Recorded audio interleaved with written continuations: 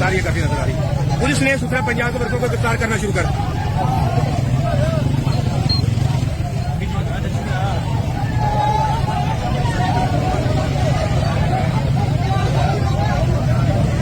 आप देख सकते हैं पुलिस जो है रुकावटें उठा रही है।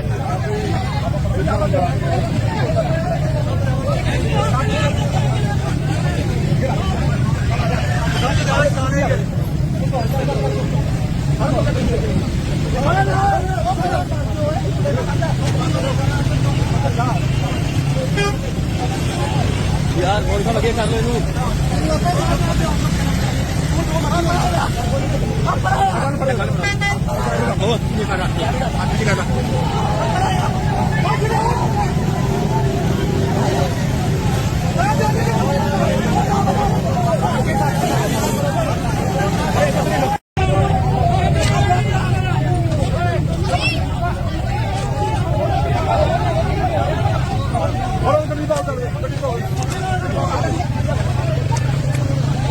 तारीख काफी नजर आ रही।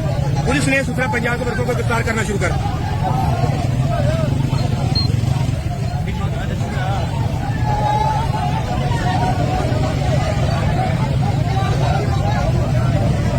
आप देख सकते हैं पुलिस जो है रुकावटें उठा रही है।